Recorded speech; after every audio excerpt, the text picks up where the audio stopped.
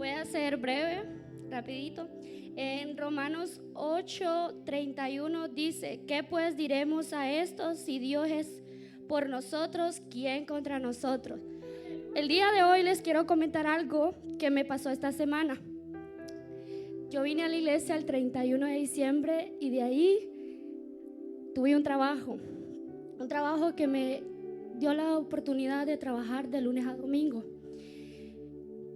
Y el domingo no vine a la iglesia.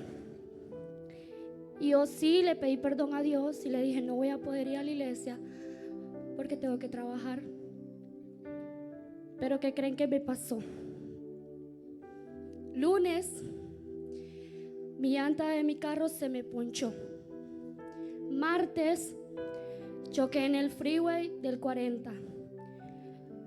No fue mucho, gracias a Dios, pero ¿qué creen? Eso no termina así. Miércoles, en la mañana, se me cae el escape de mi carro, trabajando. Fui a un mecánico, lo arreglaron. En la tarde dije: voy a trabajar. Tampoco vine el martes en la noche. Miércoles en la tarde me fui a trabajar y me quedé sin frenos.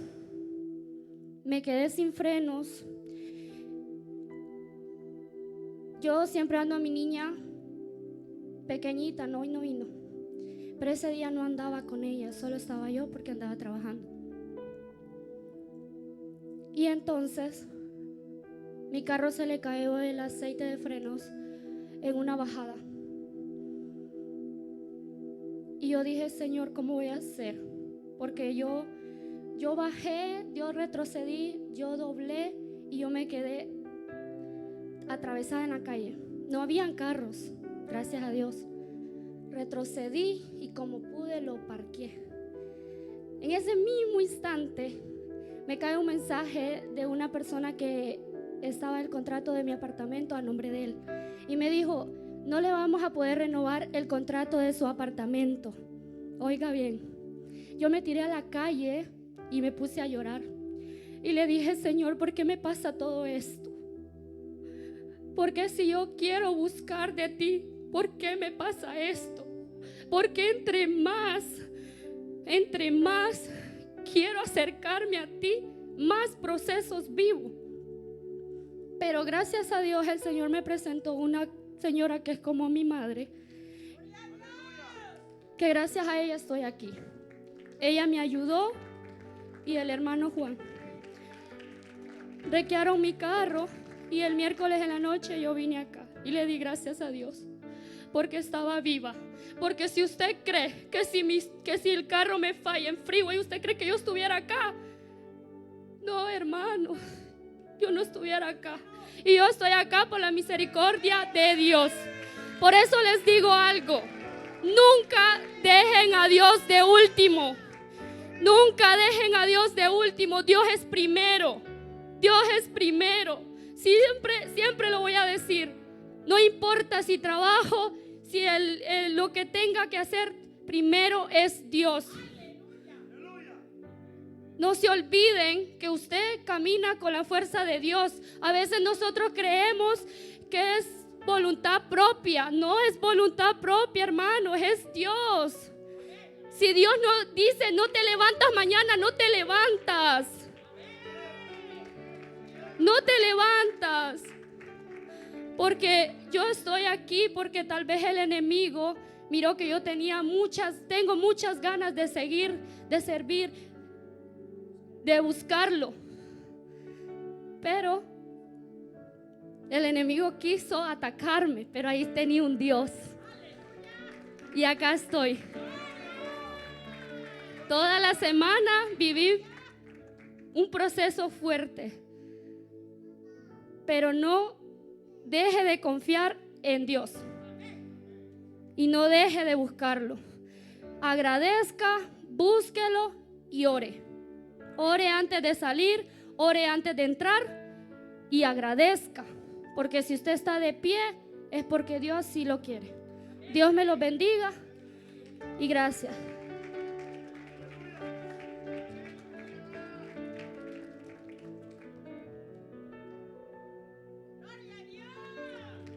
Aleluya. Y así dejamos a la persona, al pastor que va a impartir la palabra. Hermanos, el Señor les bendiga.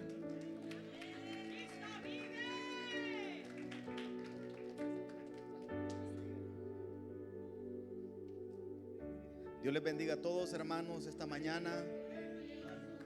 Todos sean bienvenidos a la casa del Señor.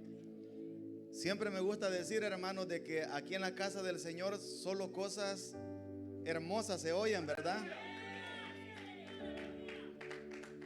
No hay otro lugar donde podamos escuchar cosas maravillosas solamente en la casa de nuestro Dios. Así que bienvenidos todos este día domingo, que 11 de enero. Ya casi estamos llegando a la mitad del primer mes. Tiempo va rapidísimo.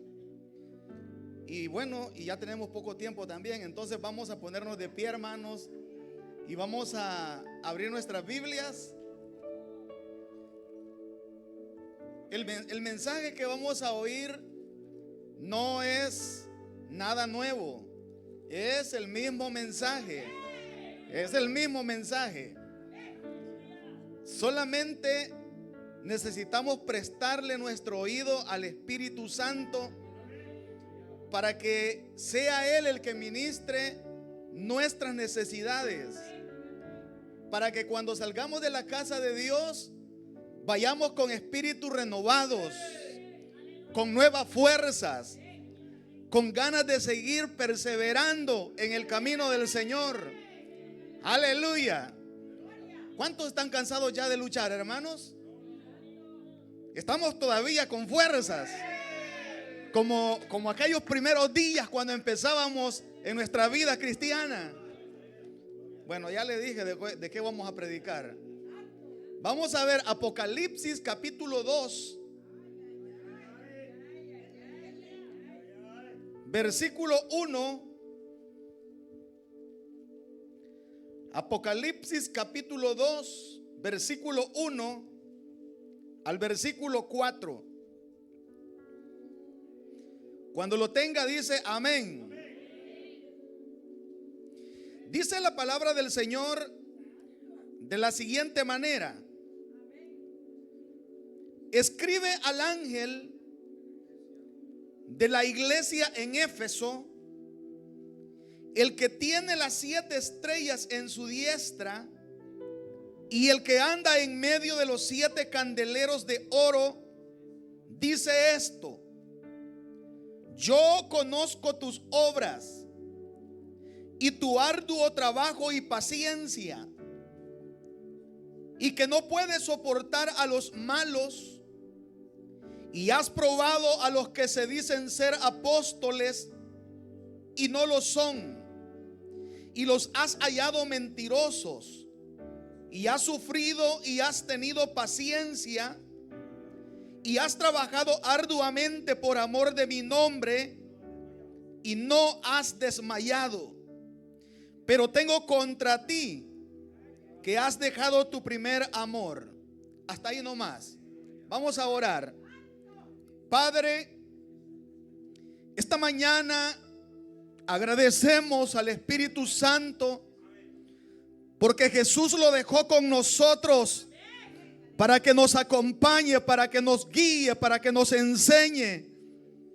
Y esta mañana, Señor, este tiempo de la predicación de tu palabra lo ponemos delante del Espíritu Santo para que sea Él el que lleve la palabra a cada vida, a cada necesidad, a cada alma que necesita hoy ser restaurada por el poder de tu palabra.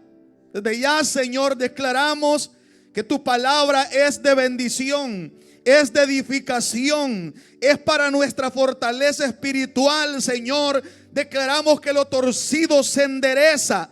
Declaramos, Señor, que lo que está debilitado hoy revive, hoy toma nuevas fuerzas.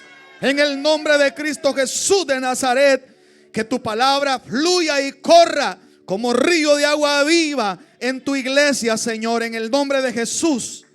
Amén y amén. Puede tomar su asiento, hermano. El tema de la predicación de esta mañana le he titulado Enamórate otra vez de Jesús. Ese es el tema. Enamórate otra vez de Jesús. Dígale al hermano que tiene cerca de usted: enamórate otra vez. Pero enamórate de Jesús. Aleluya. Los que han tenido la oportunidad de leer el mensaje a las 7 iglesias y han ido leyéndola una por una, ustedes se darán cuenta de que a cada iglesia el Señor le hace una especie de elogio. O sea, cuando digo elogio es como que el Señor está felicitando a las iglesias. Pero también Dios les hace una especie de reproche a cada iglesia. O sea, como quien dice, todas las iglesias tienen cosas que están caminando bien, pero también todas las iglesias tienen áreas en las que se necesita enderezar la vida espiritual. Y la predicación de la palabra, hermanos, es para que lo torcido se enderece. Aleluya, para eso es la predicación de la palabra. Para que lo que está chueco se componga, se arregle. No hay otra forma como Dios pueda arreglar nuestra vida espiritual, solo por la predicación de la palabra. La única iglesia que recibe regaño, reproche, ¿se acuerda cuál es? La estuvimos viendo aquel día, la iglesia de Sardis. ¿Se acuerda usted? La que tiene solo el nombre de que está viva, pero que está muerta. Esa es la única. Después todas las iglesias reciben felicitaciones, pero también reciben reproches de alguna manera. La iglesia de Éfeso, ya usted va a mirar que la iglesia de Éfeso, hermanos, era una iglesia poderosa. Yo puedo decir con toda la palabra, era una iglesia literalmente poderosa. Usted puede leer en el libro de los Hechos, usted puede leer en la carta a los Efesios, y usted puede leer lo que Jesús dijo de ella aquí cuando se le envía la carta a la iglesia. Era una iglesia que Dios la había dotado de todas las bendiciones que una iglesia puede necesitar. Esa iglesia tenía dones espirituales. Era una iglesia que fluían con facilidad los dones del Espíritu. Esa iglesia tenía y producía los ministerios. Era una iglesia, hermanos, en donde se levantaban ministros que eran enviados a predicar a diferentes ciudades en aquella época del Imperio Romano. Era una iglesia en donde no había escasez de liderazgo. Era una iglesia donde había abundancia de palabra. Pero hay algo más. Esta iglesia de Éfeso, según la historia, desde su fundación había sido una iglesia que había sido bendecida por el Señor, porque se dice de que el fundador de la iglesia en Éfeso fue el apóstol Pablo, quien llegó a Asia Menor y quien comenzó a predicar en esa ciudad llamada Éfeso. Y tardó el apóstol Pablo más o menos un año en fundar ahí esa congregación. Y después de haberla fundado, se quedó por lo menos 2 años más pastoreando esa iglesia. Fíjese usted, hermano, que el apóstol Pablo no era un hombre cualquiera. No era un hombre cualquiera en todos los sentidos, porque antes de su conversión, el apóstol Pablo, la Biblia dice de que había sido enseñado en todos los preceptos de la ley del Antiguo Testamento. Ese hombre estaba lleno de mucho conocimiento. Esa es la palabra. Ese hombre estaba muy capacitado. Pero el día que tuvo su encuentro el apóstol Pablo con Cristo yendo rumbo a Damasco, dice la Biblia que el Señor lo derribó y lo hizo caer en tierra y lo hizo que quedara ciego y lo mandó a una casa de un hombre llamado Ananías. Y estando en la casa de ese hombre llamado Ananías, Dios le dijo a Ananías: pon las manos sobre ese hombre que he mandado a tu casa. Y dice la Biblia que Ananías puso las manos sobre Pablo y en ese momento Pablo fue, oiga esto, bautizado con el poder del Espíritu Santo. Ese hombre fue lleno del poder del Espíritu Santo. Y a partir de ese momento Pablo, hermanos, comenzó a predicar, a predicar, a predicar, a predicar. Y mientras él predicaba, se mostraban señales, se mostraban milagros, se mostraban maravillas. Este hombre del que estamos hablando fue el fundador y el pastor de esta iglesia de Éfeso.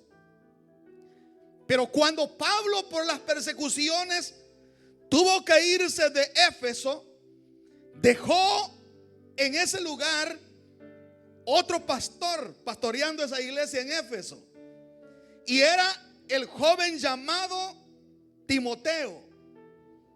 Usted sabe que Timoteo también no era un pastor común y corriente. Era un hombre que desde su niñez igualmente había sido instruido en la palabra y que había sido ministrado por las manos del apóstol Pablo y que había recibido un don especial.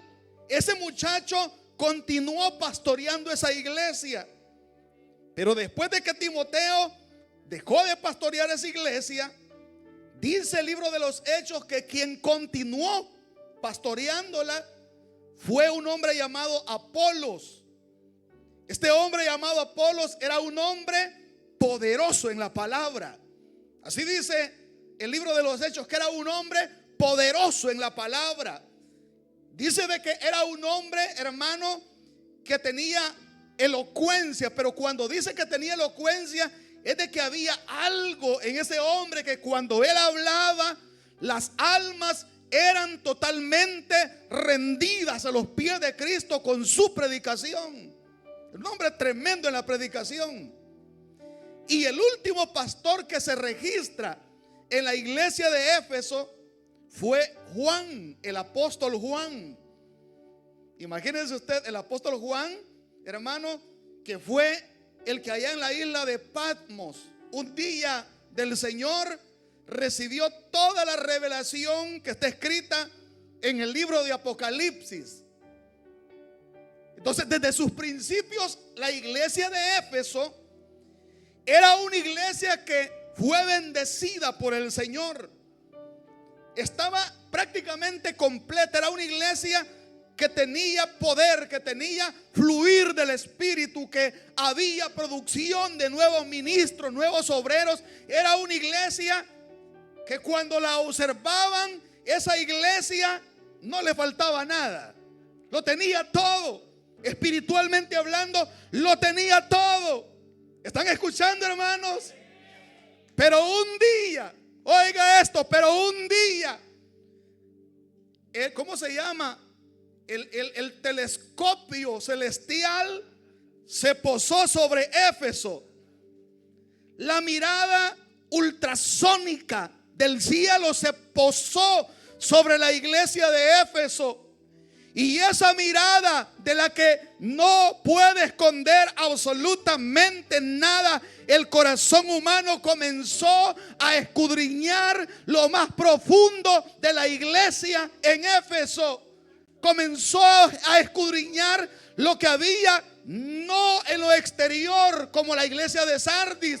Comenzó a ver no los trajes, comenzó a ver, hermanos, no la apariencia, no el aspecto, sino que el ojo de Dios comenzó a ver lo íntimo del hombre. Porque eso es lo que Dios ve. Eso es lo que Dios ve. Lo voy a volver a repetir. Dios, hermano, no lo podemos confundir. A Dios no lo podemos confundir, no lo podemos engañar. Dios siempre irá a lo íntimo del hombre.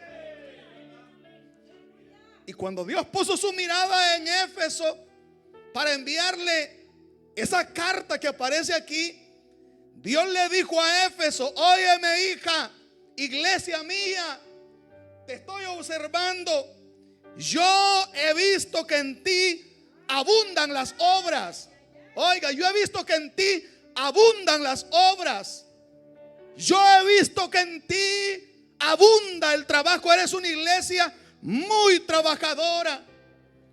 Yo he visto que en ti hay sufrimiento por causa de mi nombre. Yo he visto que en ti hay perseverancia. Yo he visto que en ti hay poder del Espíritu, porque has escudriñado a los que se dicen ser siervos míos y no lo son, y los has descubierto y los has hallado mentirosos. Hermano, y Dios dijo todo lo que la iglesia tenía. Entonces, cuando el pastor de la iglesia leyó la carta, la iglesia estaba muy contenta, porque Dios les estaba diciendo: yo veo tus obras, yo veo tu trabajo, yo veo tu sufrimiento, yo veo tu perseverancia, yo veo tu poder, el poder que tienes en ti. Yo pienso que la iglesia estaba muy contenta. Pero cuando llegó a la partecita esa, cuando la carta decía: pero tengo contra ti. Oiga, pero tengo contra ti que has dejado tú. Esto, como le dije, no es un mensaje nuevo.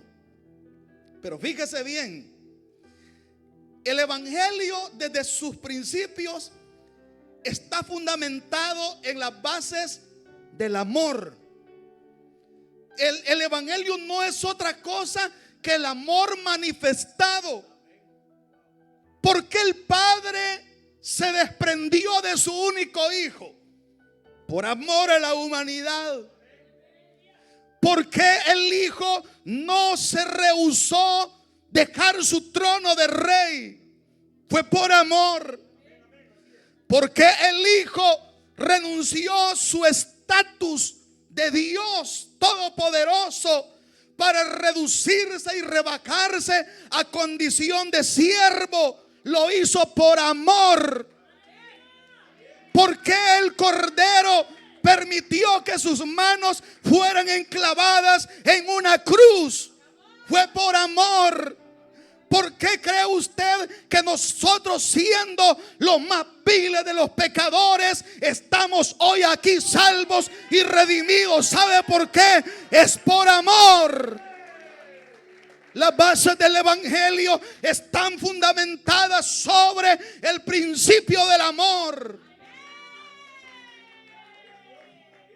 Ahora la pregunta es: si el Padre nos ha amado, que dio a su Hijo, si el Hijo nos ha amado, que renunció a su estatus de Dios, si el Hijo nos ha amado, que permitió que su sangre fuera derramada en la cruz, ahora, ¿qué es lo mínimo que Dios pide de nosotros? Lo menos que Dios pide es que le amemos.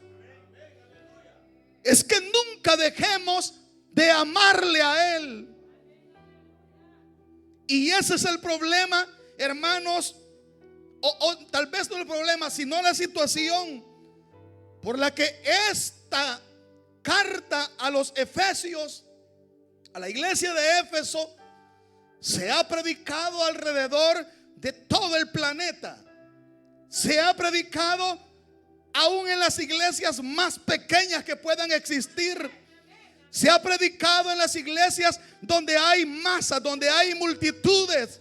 Se ha predicado en todos los tiempos. ¿Sabe por qué, hermano? Porque uno de los problemas que la iglesia ha enfrentado en todos los tiempos es que en la medida, oiga esto, que el tiempo transcurre, la iglesia tiene la tendencia a perder su amor por el Señor. Los cristianos tienen esa tendencia a perder su amor por el Señor. Fíjese lo que le voy a decir. Hay un enemigo terrible y no es el diablo, no es Satanás. Hay un enemigo letal. Ese enemigo es silencioso. No hace bullicio, no hace algarabía. Nunca te dice, aquí voy contra ti. Pero es un enemigo asesino de creyentes, asesino de cristianos, asesino de líderes, asesino de ministros. Ese enemigo, hermano, se llama tiempo. Fíjese bien, se llama tiempo. Porque nada más puede ser usado para probar la fidelidad, la lealtad y el amor como el tiempo lo hace. Yo siempre he dicho y lo voy a seguir diciendo: en el evangelio lo importante y lo interesante no es cómo nosotros empezamos. Oiga bien, no es cómo nosotros empezamos en el evangelio, sino más bien lo importante es cómo vamos a terminar. Porque al principio, hermanos, en toda relación, al principio todo es hermoso, todo es bonito, todo es bello. Y si no, usted observe al ser humano en la etapa de la juventud, cuando se enamoran. Media vez un muchacho, un joven se enamora de una señorita. Estoy hablando de enamorarse. Cuando uno en la juventud se enamora, hermanos, es capaz de llegar hasta los límites de hacer cosas, perdóneme la expresión, ridículas. Uno hace locuras terribles. Y oiga esto, hermanos, en todo principio de una relación no se pueden alcanzar a ver los defectos que hay en esa persona a quien se está amando. No se alcanzan a ver los errores, no se alcanzan a ver los defectos, sino que en esos principios de la relación todo parece lindo, todo parece bello. Si es el muchacho viendo a la muchacha, le ve su cabello hermoso, le ve sus ojos bellos, le ve su nariz preciosa, los cachetes, dice el hermano.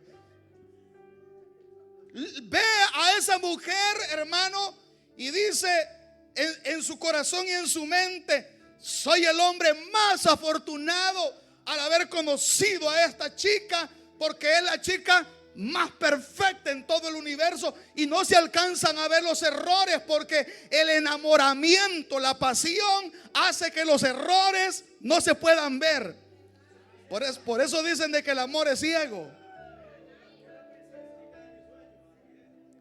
Y si es la señorita viendo al caballero, hermano, sí, le observa su estatura.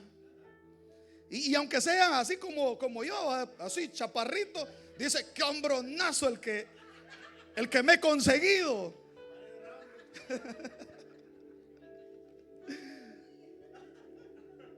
Y se ve, hermano, todo es una perfección. No se ven los errores, no se ven los defectos, todo está hermoso. Al principio, estoy hablando al principio del enamoramiento. Y ese enamoramiento pasa por todo el noviazgo. Y llegan al altar ilusionados, emocionados, contentos, sonriendo, diciendo para sí: me he ganado la lotería. Y vienen al altar y les preguntan: ¿promete usted amarla, cuidarla, honrarla en riqueza, en pobreza, en salud, en enfermedad? Y como el amor los tiene ciegos, por inercia dicen: lo prometo, amén, amén, amén, amén, amén a todo. Todo está bien. No hay errores, no hay defectos, todo está bien. Pero acuérdense de esto. Acuérdense de esto, que esa relación no dura solo desde el enamoramiento hasta el casamiento, sino que esa relación tiene que pasar por procesos en el tiempo, en donde el tiempo va a declarar si es cierto que todo era perfecto al principio, si es cierto que no habían defectos en la otra persona como lo veíamos desde el principio. Y entonces comienza a transcurrir el tiempo en aquella relación, y aquel caballero que tomaba de la mano a la señorita para que no se tropezara, ahora, hermano, va a 2 cuadras adelante y la mujer allá viene.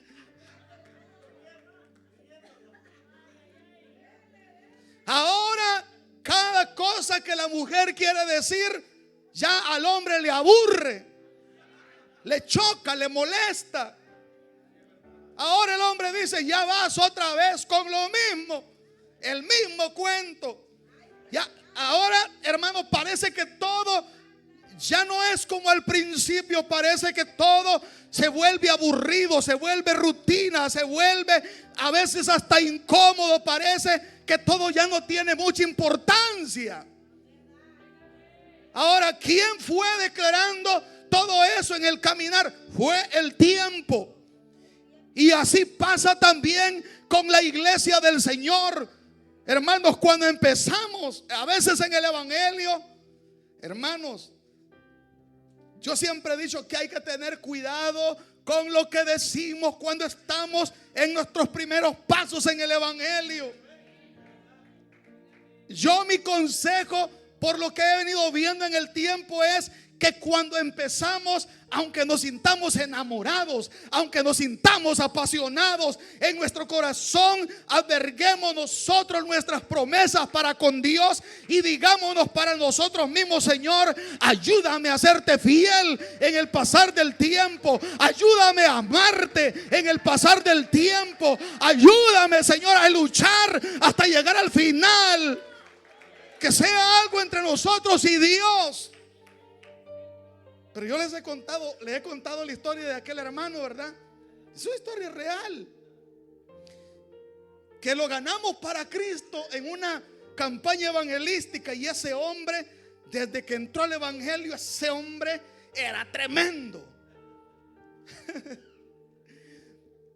Me estoy acordando, hermano, ¿se acuerdan ustedes los que en sus pueblos, no sé si reventaban cohetes de vara?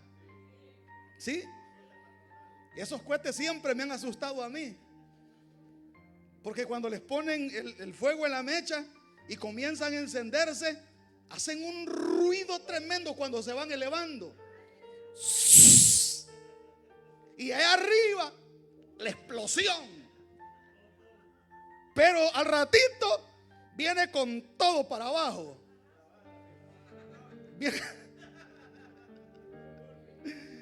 Entonces hay cristianos que a veces somos así, somos como ese cohete de vara, bullistos, estruendorosos, y hermano, vamos para arriba y asustamos a los demás. Decimos: este hermano viene con todo, esta hermana viene con todo. Y uno dice, se asusta y dice: este ya me ganó a mí, este ya pasó a los niveles. Pero después de que hacen el estruendo en las alturas, vienen para abajo. Pues ese hermano que yo les estaba contando, que se convirtió en esa campaña, así empezó, hermano. Comenzó con todo, hermano. A mí me tenía atolondrado, porque a cada ratito me decía: pastor, yo quiero en el ministerio tal. Y después me decía: y yo quiero en el ministerio tal. Y quería estar en todos los ministerios. Y corría para allá y corría para acá, y hacía esto y hacía lo otro. Hermano, andaba en todo. Y yo decía: este brother va con todo. Y un día se paró en el púlpito y dijo: dijo, le he pedido una cosa al Señor. Yo le he dicho: Señor, el día que yo te falle, que tú sepas que yo te voy a fallar, cuetéame, Señor. Imagínese usted. Ahora pregúnteme usted dónde está ese hermano. Cueteado. Está cueteado. Debemos de tener ese sumo cuidado. Entonces, el tiempo es un enemigo silencioso, cruel, que en el pasar del tiempo, las inclemencias del tiempo, hermano, van declarando qué tipo de creyentes somos. Mire, hay cristianos que comenzaron amando al Señor con pasión, con entrega, con devoción, con todo sentimiento, con todo el corazón. Pero en el pasar del tiempo, cuando no hubieron milagros, ese día que no hubieron milagros, dejaron de amarle. Y otros fueron al revés. Hay quienes que llegaron a la iglesia con una necesidad tremenda y profunda, buscando un milagro de parte de Dios, y Dios en su amor y misericordia le bendijo con ese milagro. Pero el día, oiga esto, el día que ese milagro les llegó, ese día dejaron de amar al Señor. Espero que no haya nadie así aquí. Que le amemos por lo que Él es, no por lo que Él nos da. Aleluya. Gloria a Dios. Tenemos que amarle a Dios por lo que Él es, no por lo que Él nos da, no por lo que Él hace. Él es digno de que le amemos, hermanos, desinteresadamente, hermanos, porque Él es el que nos ha amado primero. Aleluya. Fíjese usted, hermano, ese escenario de los evangelios. Cuando vinieron 10 leprosos delante del Señor, y dice la Biblia de que cuando estaban frente al Señor, dice de que ellos le dijeron al Señor: Señor, si puedes, si quieres, puedes limpiarnos. Y el Señor dijo: sí, sí quiero. Váyanos del sacerdote, preséntense conforme al ritual de la ley. Y dice la Biblia que los 10 se fueron. Y mientras iban en el camino, ellos fueron limpiados de su lepra, recibieron el milagro que habían pedido al Señor. Pero después de eso, dice la Biblia, de los 10 que habían sanado, oiga, solamente uno fue el que regresó al Señor. Usted puede ver ahí, hermanos, de que 9 que llegaron porque amaban al Señor, pero llegaron buscando un milagro. El día que el milagro les fue realizado, ese día ya no regresaron. Pero había un corazón de un hombre que, aún habiendo recibido ese milagro, él regresó para postrarse delante del Señor, hermano, porque no iba detrás del milagro, sino detrás del que hace los milagros. Aleluya. Entonces el tiempo es un enemigo silencioso. peligroso, letal, que puede, hermanos, ocasionar de que los cristianos nos detengamos en nuestra marcha espiritual. Pero también, hermanos, necesitamos ver en esto del tiempo que el tiempo no debe de ser una condición para que nosotros disminuyamos en nuestra vida espiritual. Ese es el cuidado que debemos de tener cada día, cada día, cada día. Asegurarnos cada día que nuestro corazón sigue latiendo por el Señor, que en nuestro corazón seguimos amándole, que no hemos dejado de amarle. Cada día tenemos que asegurarnos de que estamos amando al Señor. Aleluya.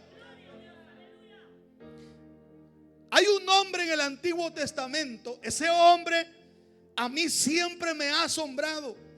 Fíjese, dice la Biblia de que cuando Dios le iba a dar la tierra prometida a Israel, Dios habló a Moisés y le dijo: envía 10 hombres que vayan a reconocer la tierra que yo les voy a dar.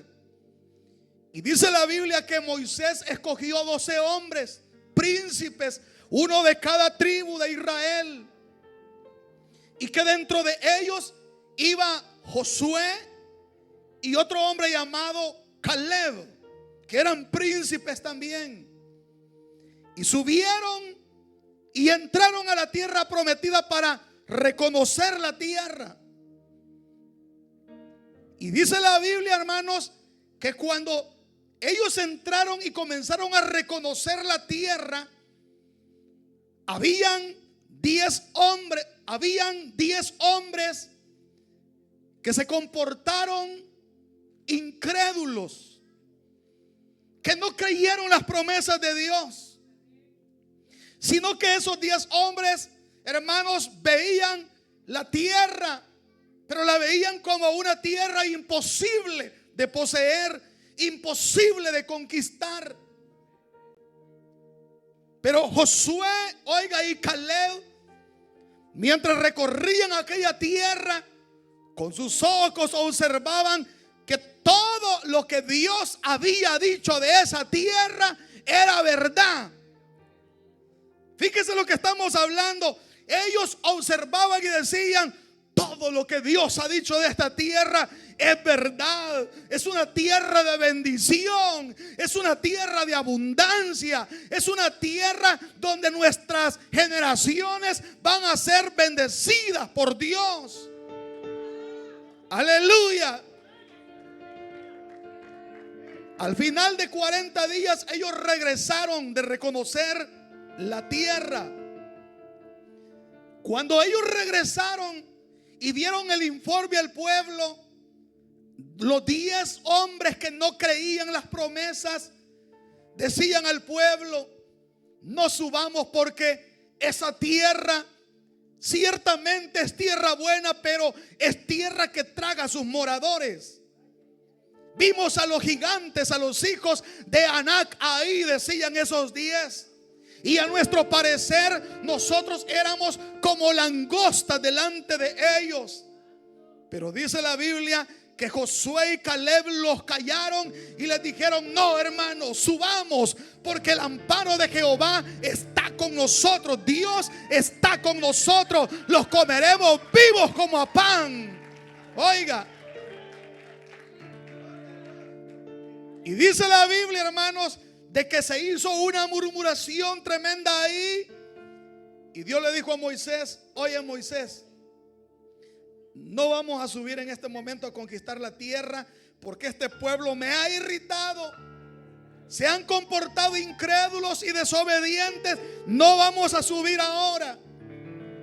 Y los mandó el Señor a caminar en el desierto 40 largos años. Y después de 40 largos años subieron, dice la Biblia, y entraron a la tierra prometida. Y la palabra de Dios se cumplió, porque conquistaron toda la tierra de Canaán.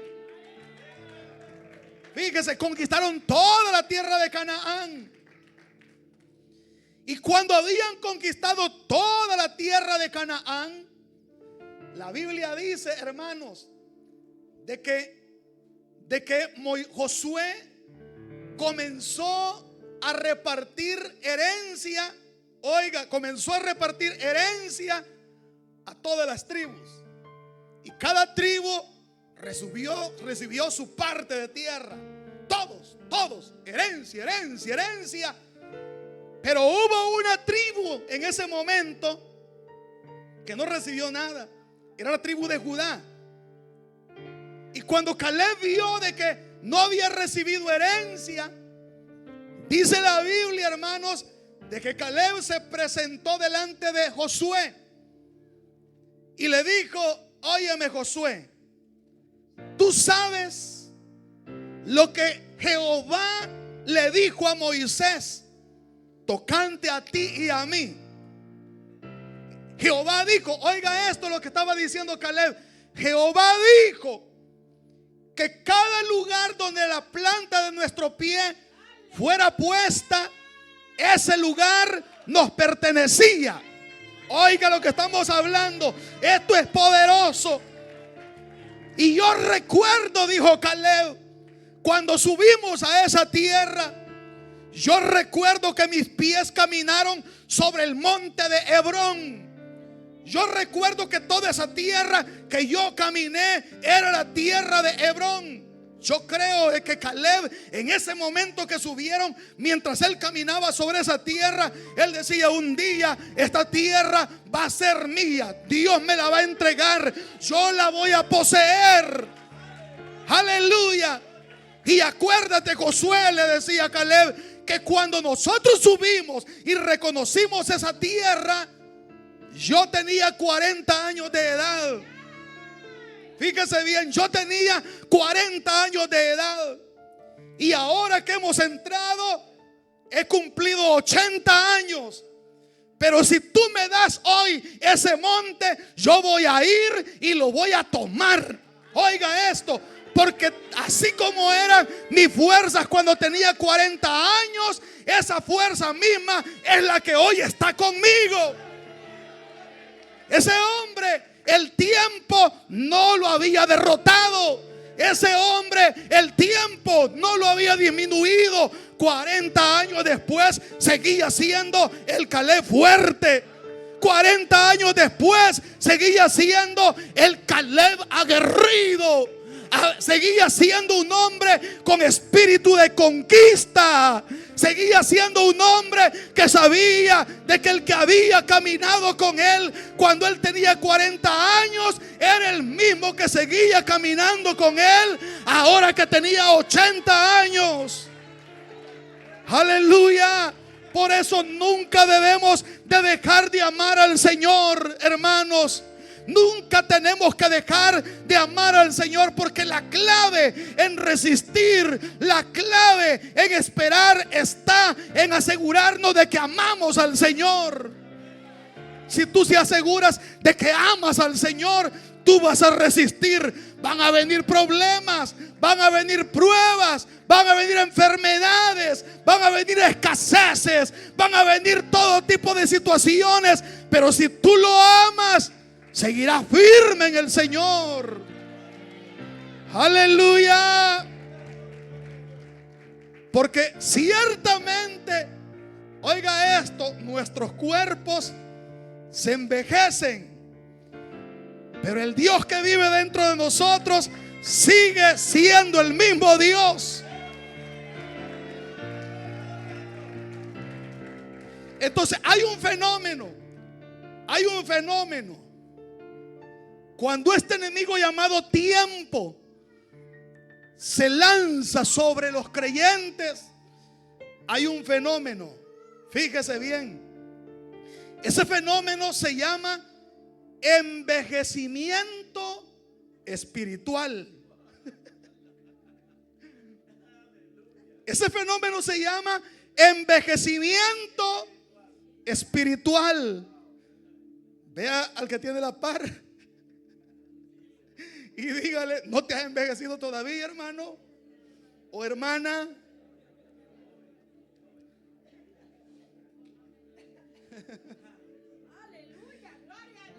Fíjese esto, hermano,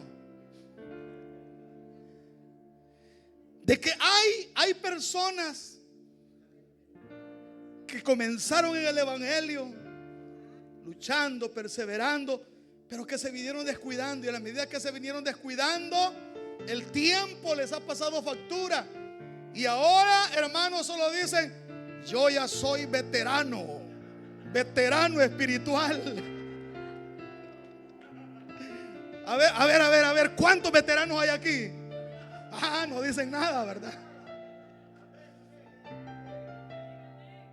Pero usted sabe, hermano, que cuando las personas envejecen, su paso, su caminar ya no es igual, ya es más lento, al punto que llega un momento en que ese anciano necesita hasta un bordón para caminar.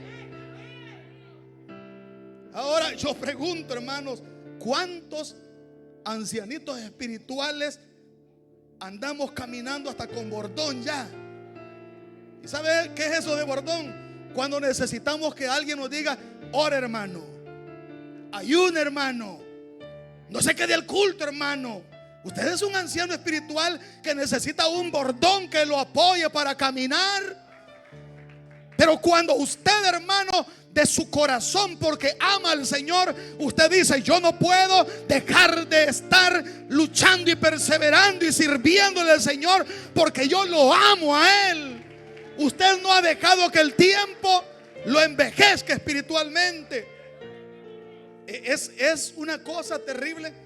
Pero fíjese que hay ancianos que parecen jóvenes espiritualmente hablando.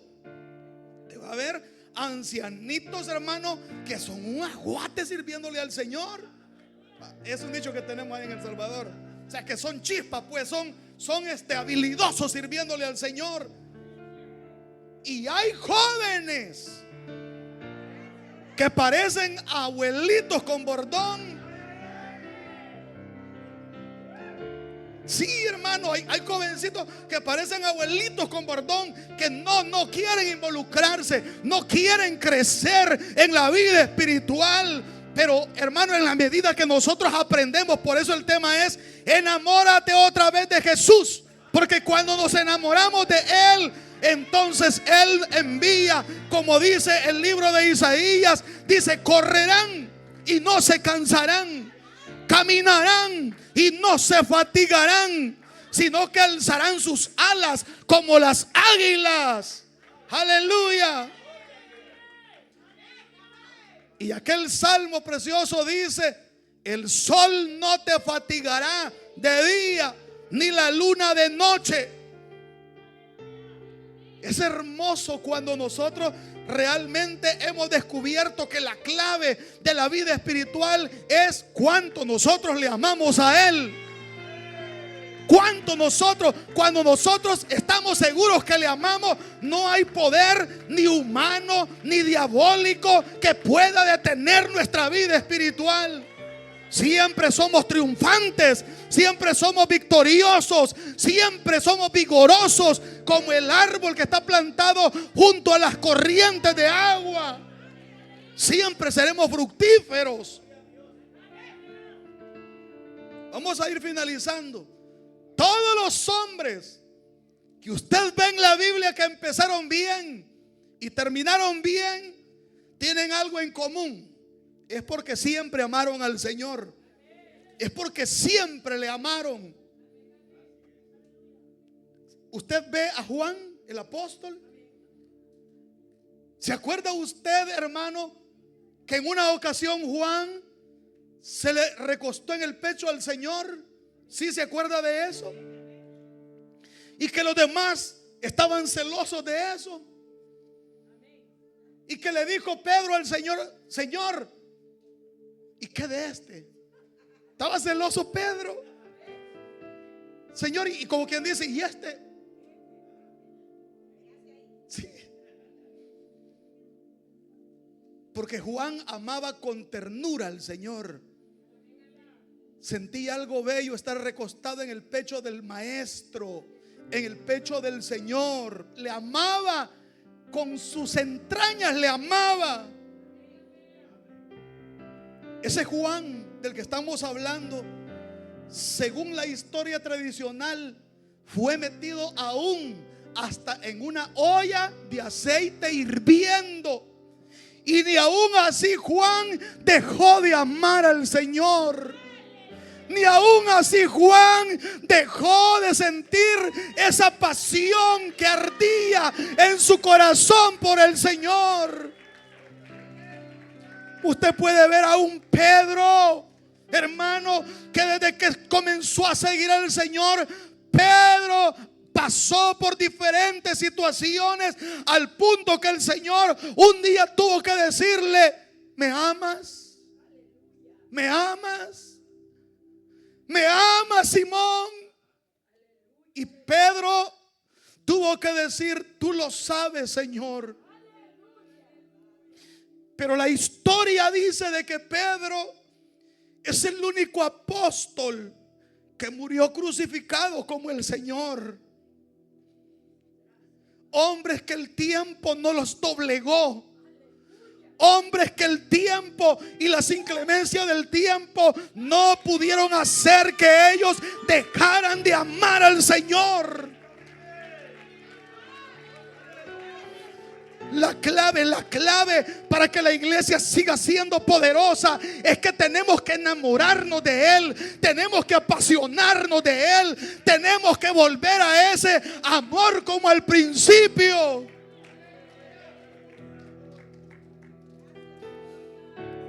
Usted ve la historia de Lázaro, hermano. La Biblia dice que Jesús amaba a Lázaro, pero también Lázaro amaba a Jesús. Y usted ve que Lázaro se enfermó, pero no dejó de amar a Jesús. Y usted ve que Lázaro murió, pero no dejó de amar a Jesús. Usted ve que Lázaro fue sepultado 4 días y el maestro no aparecía. Pero Lázaro no dejó, aún en la tumba, no dejó de amar a Jesús.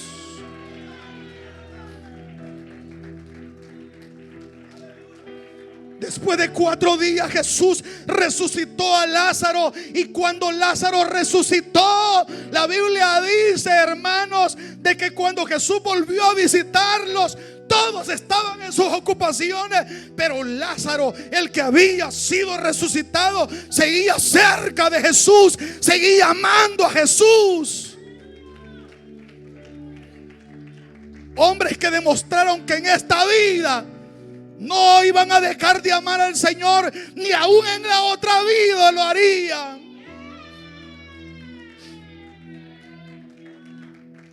Dios desea que lo amemos con un amor incondicional. Dios desea que no lo amemos con un amor de temporada, sino un amor que sea para siempre, por toda la eternidad.